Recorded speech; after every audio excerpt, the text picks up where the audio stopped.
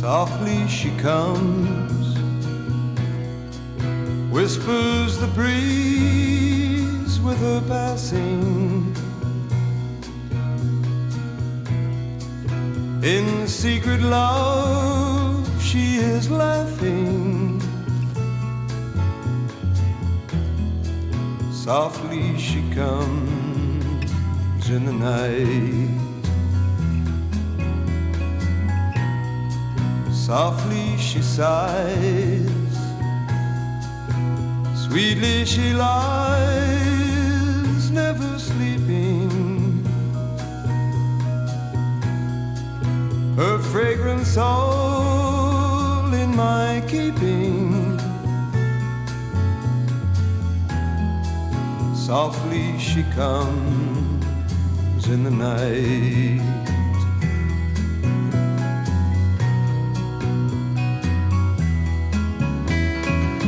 Down the darkened hall I hear her footsteps on my stair. Then she is in my arms once more. Then softly she goes, her shining lips in the shadows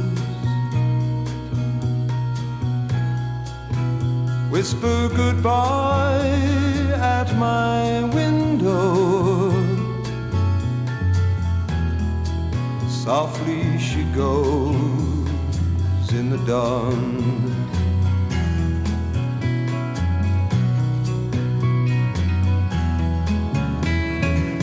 Down the darkened hall I hear her footsteps on my stair. Then she is in my arms once more. Then softly she goes, her shining lips in the shadows whisper goodbye at my window. Softly she goes in the dawn. Softly she goes in the dawn.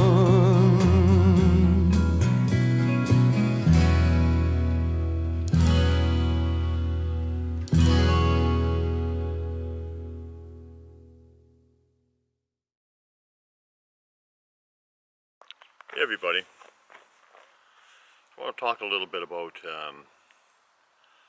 Mindspeak.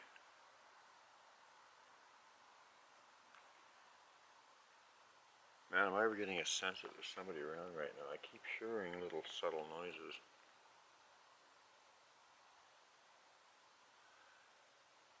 But anyway.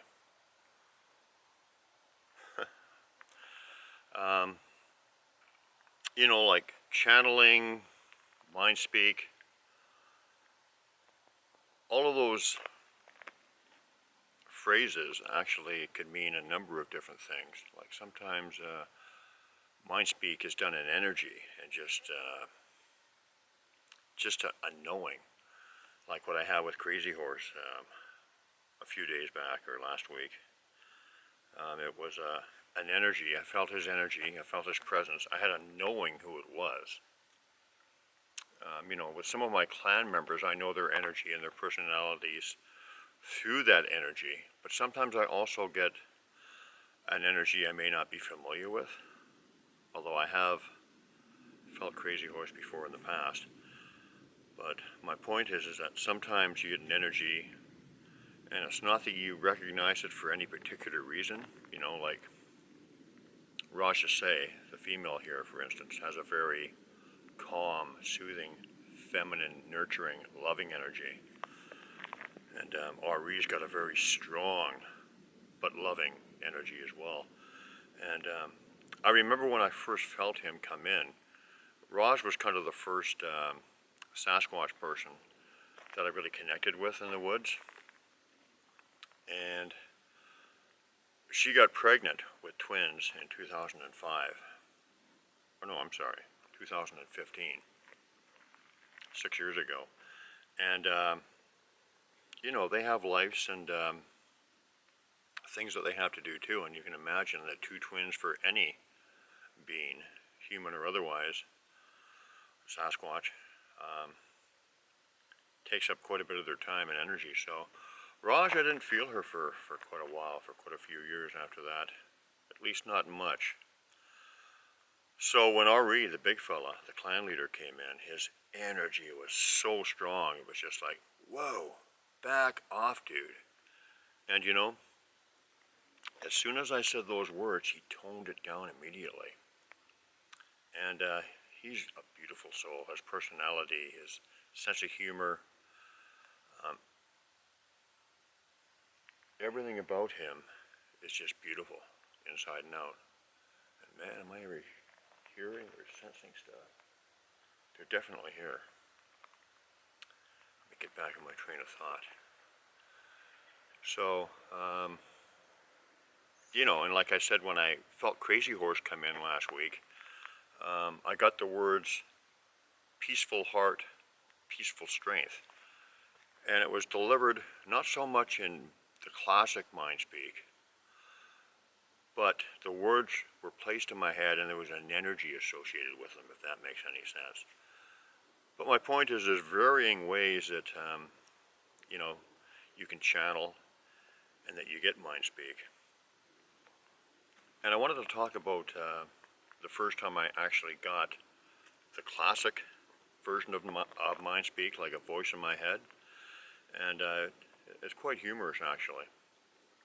So I was walking along the path, and I was headed to an area that I had my heart set on because I wanted to check out something from the day before. Now I can't remember, I think I had left a gift there. It was a gifting stump, actually, and I wanted to see if they had accepted the gifts, because at that time they were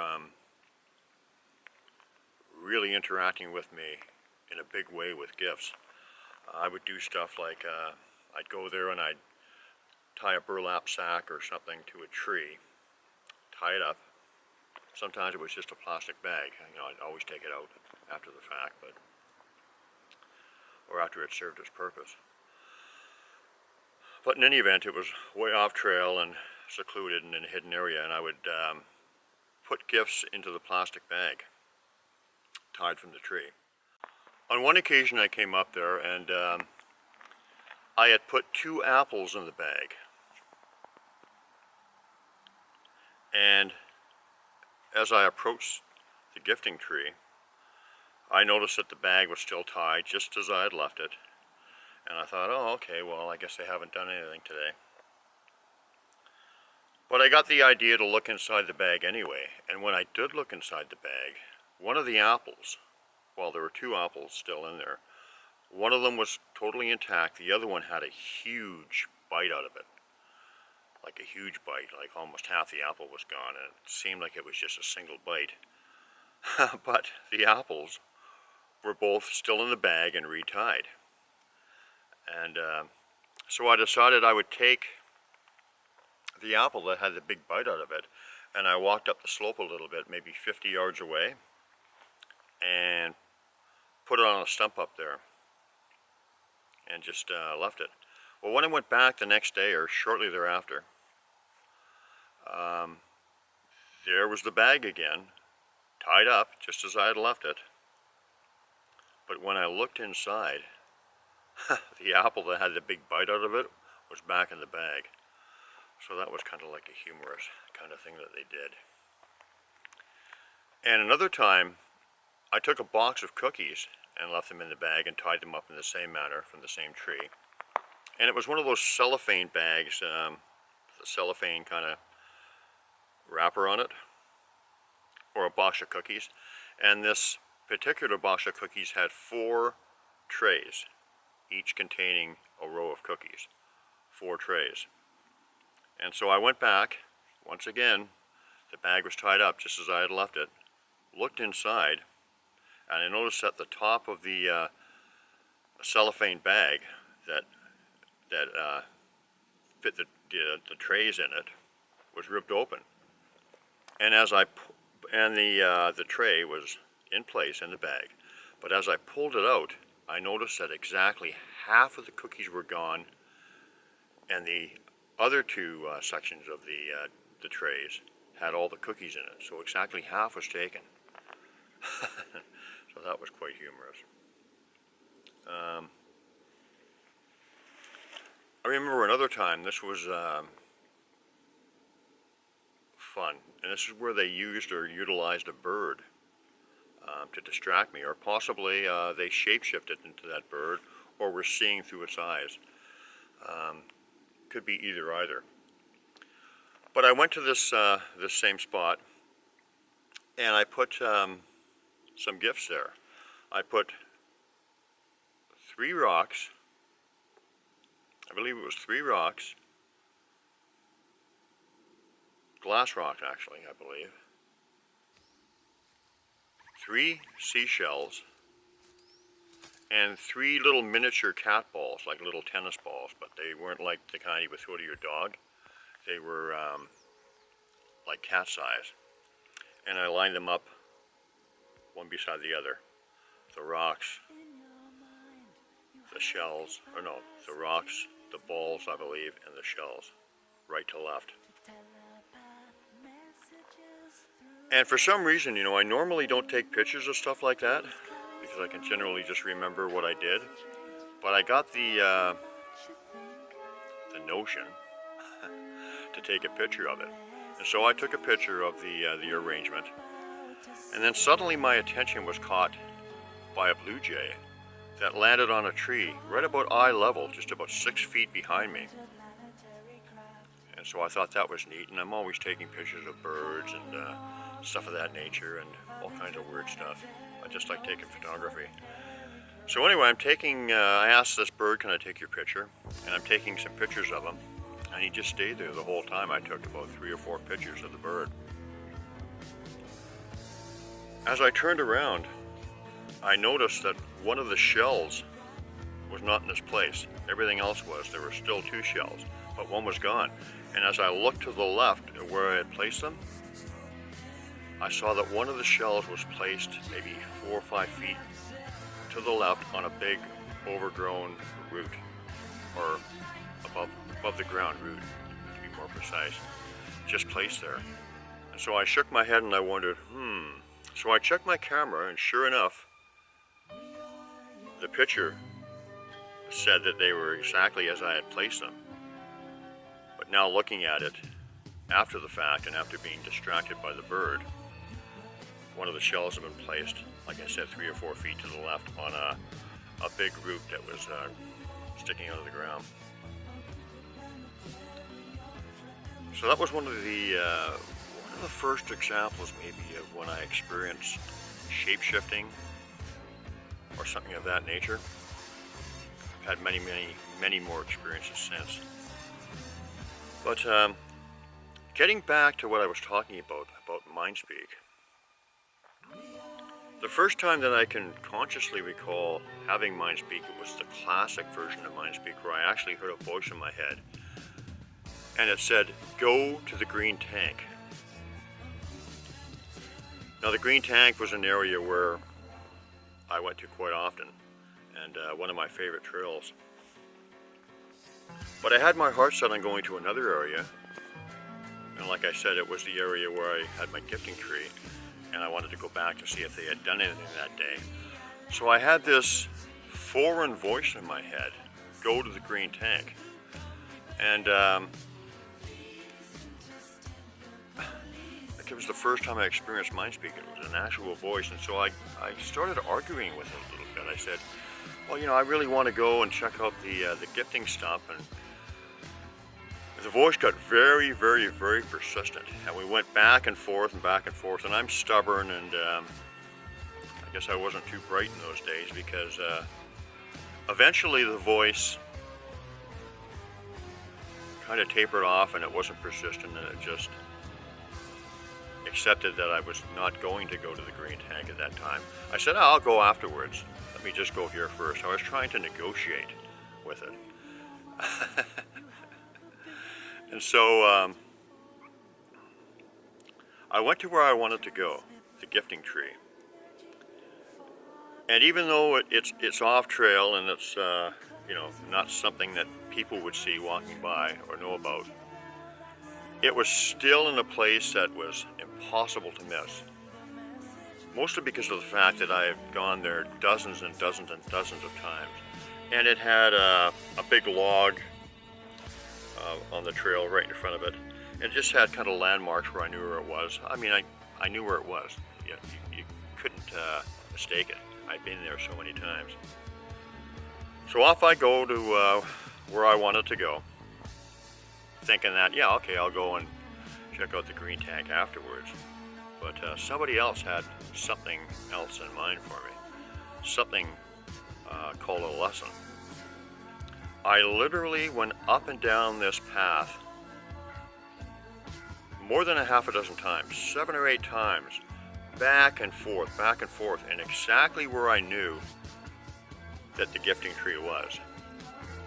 And no word of a lie, it was gone. The area was gone. They had cloaked an area probably the size of a large room. It was just not there for me to see.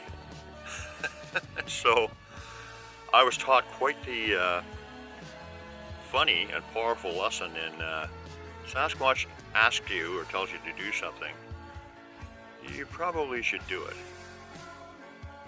And as long as it's benevolent, which my guys have always been. But yeah, they literally cloaked an entire area the size of the room. I went up and down the path and it was not there. It was not there. So I was taught a very powerful lesson. And of course I went back the next day and well, there it was. The lesson was completed. No need to cloak it that day. And yeah, I got a very powerful lesson from the clan. And quite a humorous one actually. Yeah, cloaked an area the size of a room.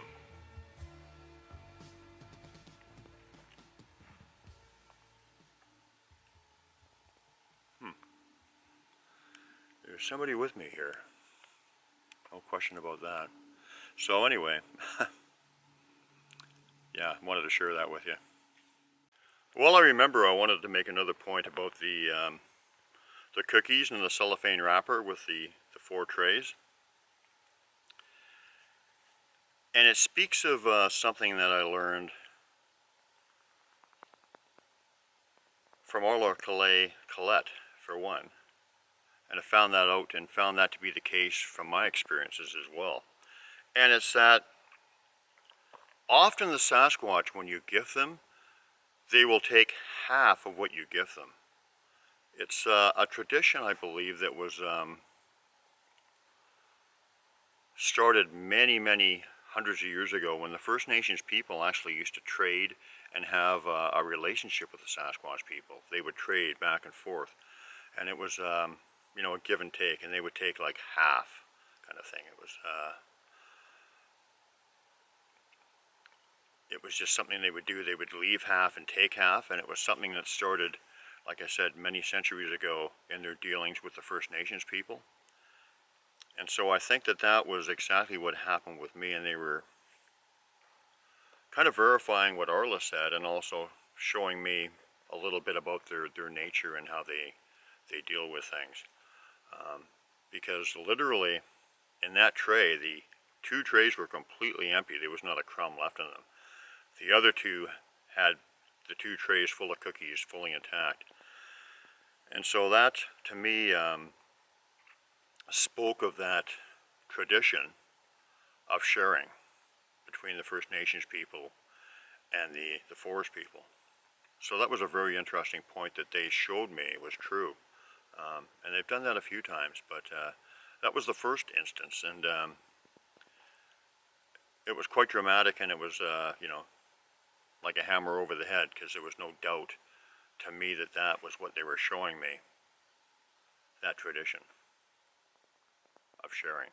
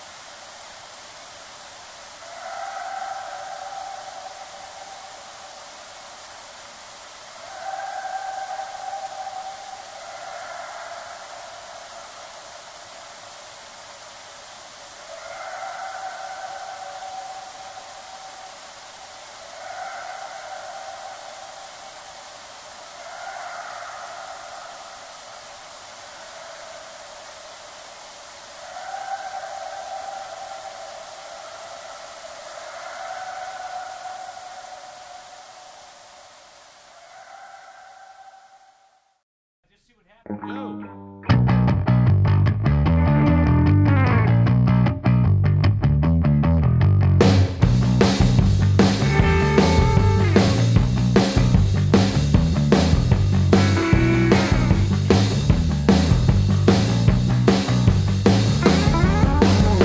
was finally showed you it's a mean old world. Cute little soldier is now a scared little girl. Always had everything just handed to you. Always had it your way, I got to hand it to you. Seeing you now, all broken down, I got to say it's a funny little tragedy. A funny little tragedy. A funny little tragedy.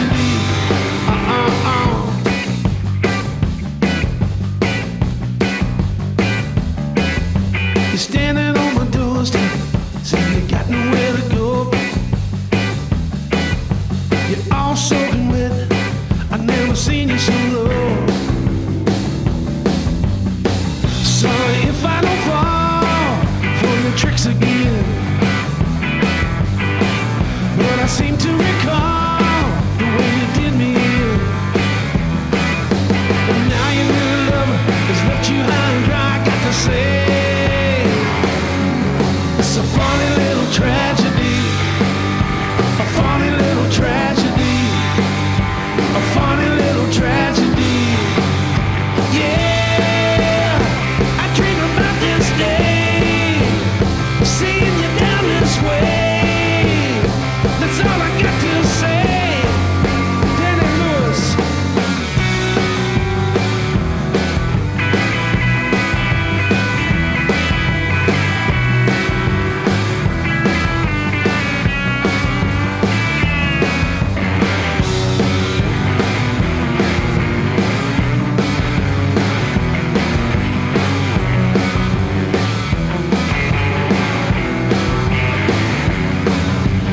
Maybe someday, if I see you again, things will be different. We can say we're friends. But for now, I believe you better walk away. Little soldier and me should go our separate ways.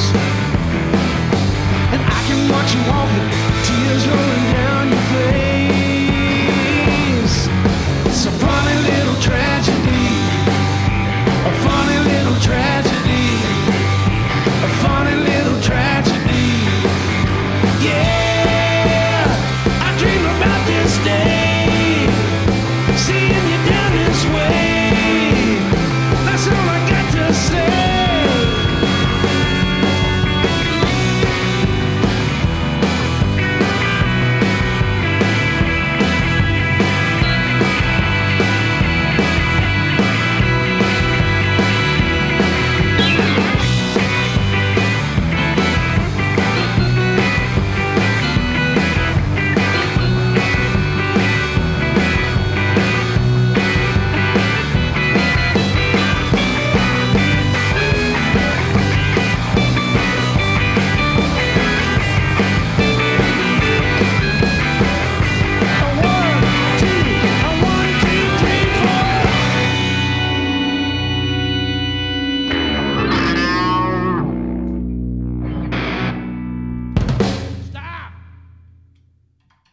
That's it. I have blisters on my fucking fingers.